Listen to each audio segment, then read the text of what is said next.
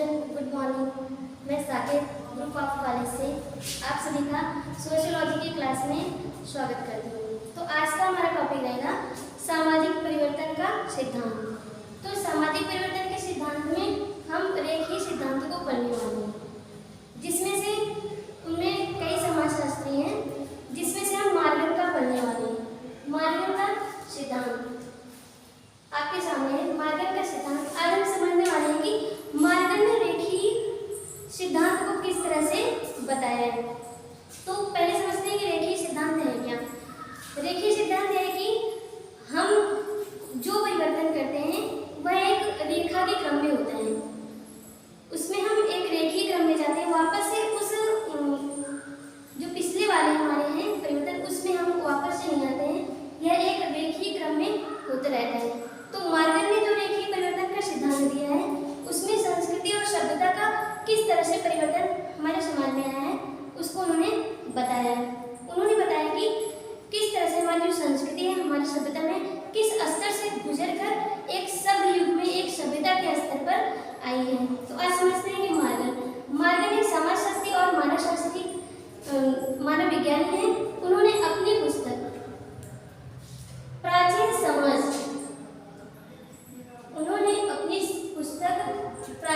समाज में जो संस्कृति और सभ्यता के स्तर को विस्तार से बताया है। उन्होंने कहा है कि जो सभ्यता है हमारा वो जंगली स्तर और बर्बरता स्तर और सभ्य तब जाकर वो सभ्य स्तर पर आया है, जिसमें हम अभी जी रहे हैं। तो उनका जो पहला स्तर है वो जंगली स्तर है। ठीक है, उनका जो स्तर है पहला वो जंगली स्तर है। वो कहते हैं कि जो हमारे समाज में संस्कृति और सभ्यता का जो परिवर्तन आया हुआ है वह पहला स्तर है जंगली। ठीक है, तो पहले के लोग क्या होते थे, पहले लोग जंगल में रहते थे, वहाँ की जो है जड़ें कंद मूल का अपना भोजन करते थे, शिकार करते थे। उसके बाद वे जो है पत्थरों को अपना औजार बनाते हैं। तो वो उस पर ही मतलब पूरी तरह से प्रकृति पर निर्भर रहते थे। वो जो है कंद मूल जो है मांस खाते थे कच्चा, इन्हीं सब से अपना जो है जीवन यापन करते थे। और उसके बाद इसमें जो है उन्होंने पत्थरों को औजार बनाया, और इसी को ही हम नवपाषाण काल भी युग कहते हैं। नवपाषाण युग भी कहा जाता है जंगली स्तर को। दूसरा हमारा आता है बर्बरता स्तर। तो बर्बरता स्तर में हम इसमें जो है आकर कुछ परिवर्तन आता है। इसमें जो होता है हम कुछ कृषि करने लगते हैं, उसके बाद पशुओं को पालने लगते हैं। उसके बाद जो है हमारा इसमें जो हमारा औजार होता है उसको जो लोहे को गलाकर उसका औजार बनाते हैं, उसका उपयोग करते हैं। तो इसको हम कहते हैं कि इस युग को हम धातु युग के नाम से भी जानते हैं। तो इस युग में क्या होता था, जंगली स्तर से गुजर कर हम जब बर्बरता स्तर पर आते हैं तो उसमें हमारा होता है कि हम जो कंदमूल खाते थे, कच्चा मांस खाते थे, उसमें से कुछ परिवर्तन आके हम जो है कृषि करने लगे, जानवरों को पालने लगे। उसके बाद अपने भोजन की उचित व्यवस्था करने लगे। तो उसमें जो है जो लोहे का जो धातु था उसको हम गलाकर उसको औजार के रूप में प्रयोग करने लगे, इसलिए इसको धातु युग कहा जाता था। तो इन सब में कोई प्रौद्योगिकी वगैरह, कोई शिक्षा का कोई मतलब रास्ता नहीं था। तो आज उसके बाद का जो तीसरा स्तर हमारा आता है सभ्य स्तर।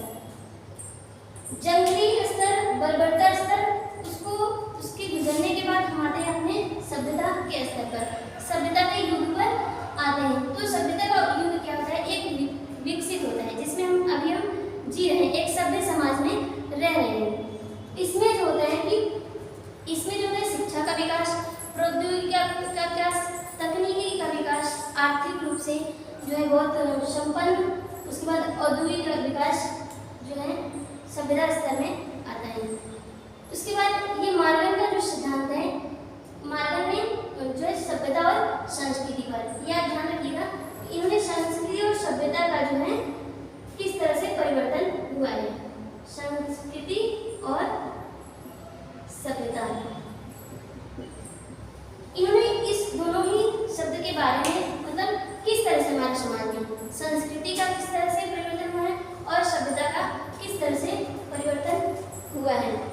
तो इन्होंने बताया जंगली और बर्बरता और सभ्य स्तर। तो आपने समझा ही कि जंगली स्तर क्या होता है कि हम जंगल में पहले जो है कि लोग कैसे जंगल में रहते थे, किस तरह से उनके धीरे धीरे विकास हुआ है।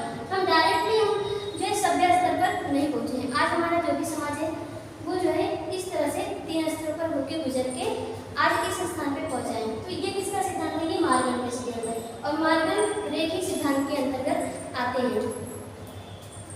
उसके बाद इसमें जो है और भी जो है समाजशास्त्री है, जैसे मार्गन हो गए, स्पेंसर है, काम्ट है, जो है थॉर्स्टेन वेबलन है, जिनका धीरे धीरे आगे पढ़ेंगे। तो सबसे पहले मार्गन का आपको बताएं कि किस तरह से मार्गन ने अपने सिद्धांत को प्रस्तुत किया है, किस तरह से संस्कृति और सभ्यता किस स्तर से होकर गुजरे हैं। तो आज का जो हमारा टॉपिक था मार्गन का सिद्धांत। उसके बाद नेक्स्ट वीडियो में हम आपको जो रेखीय परिवर्तन के सिद्धांत के और भी जो समाजशास्त्री उनके बारे में बताएंगे। Thank you.